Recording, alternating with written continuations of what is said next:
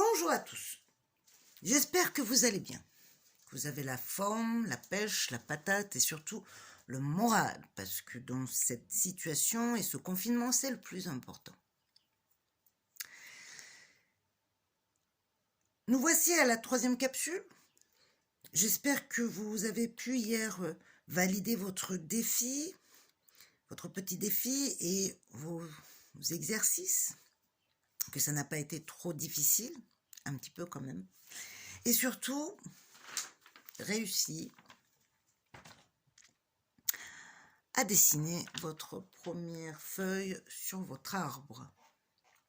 Aujourd'hui, on bosse. Ouvrez votre cahier. Nous allons inscrire sur une nouvelle page le thème du jour, qui est « On peut faire de grandes choses à partir de pas grand-chose ».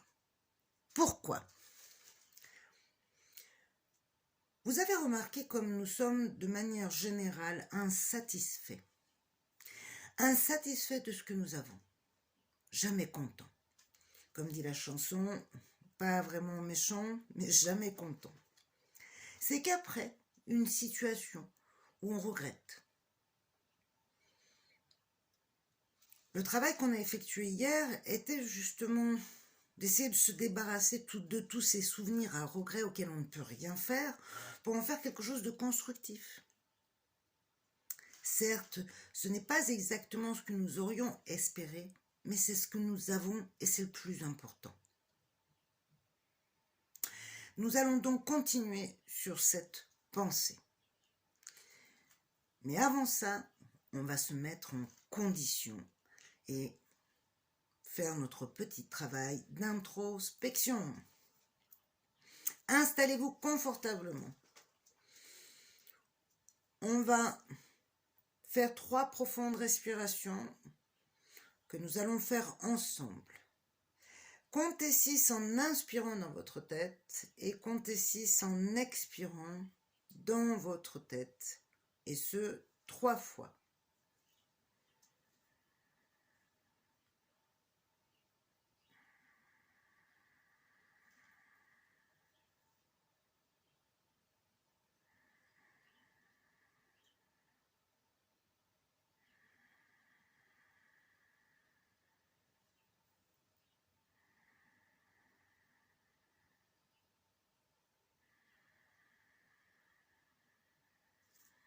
Super, très bien. Hier, je vous avais proposé d'observer vos pensées dans un premier temps et de les laisser passer. Puis, d'aller à la pêche de l'une d'elles et de s'efforcer de la retenir. Nous allons pratiquer aujourd'hui un exercice un peu similaire, sauf que au lieu de pêcher une pensée, on va en créer une. Donc, commencez par observer vos pensées et le flux de vos pensées, sans vous laisser emporter par elles. Puis, imaginez un contexte dans lequel vous seriez bien. Ça peut être au bord de l'eau, avec des amis, bref. Le contexte que vous souhaitez. Et pendant 1 minute, vous allez essayer de la maintenir face au flux de vos pensées.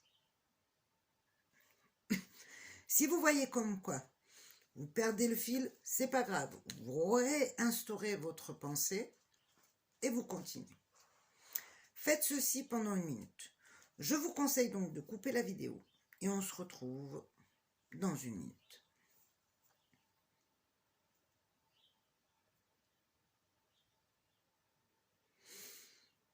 Très bien. Pas facile hein, comme exercice. Vous avez remarqué comme il faut lutter face à nos pensées contraires. C'est là qu'on se rend compte qu'on n'est pas maître à bord et qu'on prend conscience de l'importance de le redevenir. Si vous avez envie d'aller à Paris, vous prenez la direction de Paris. Si vous avez envie d'être bien dans votre vie, il est important que vous vous prédisposiez mentalement à être bien. Et pour ça, il faut reprendre le contrôle de ses pensées. Très bien. Il est temps maintenant de passer à la carte du jour. Hier, nous avons travaillé avec le mât et donc, aujourd'hui, nous allons travailler avec le battleur. Je fais un petit lien par rapport à hier. L'homme a choisi entre l'errance et le sens. Et donc, il commence à œuvrer, mais pour lui-même. N'oubliez pas que les 22 arcanes représentent des portes, des étapes, que l'être qui quête un sens va devoir franchir. La première, celle qui débute notre histoire, est représentée par l'arcane du battleur. C'est le point de départ de notre processus initiatique. L'arcane du battleur désigne en vérité, en vieux français, un faiseur de tours, un jongleur, un acrobate de foire. En fait, c'est l'homme ordinaire qui est montré comme un illusionniste, car il est plongé dans le monde des apparences. Il évolue dans sa réalité, qu'il perçoit de manière subjective et projective, en résonance bien sûr avec ses expériences de vie. Sa personnalité est un rôle en fait qu'il joue à ses semblables et à lui-même. Et croyez-moi, il en possède plusieurs. Il représente celui qui prend conscience de l'illusion dans laquelle il vit. Le battleur doit redécouvrir ce qu'il est vraiment, ce qu'il veut comprendre de son existence. C'est une carte de volonté de désir. Elle est associée, comme vous pouvez le voir, au chiffre 1, qui donne l'impulsion et marque le départ de la quête.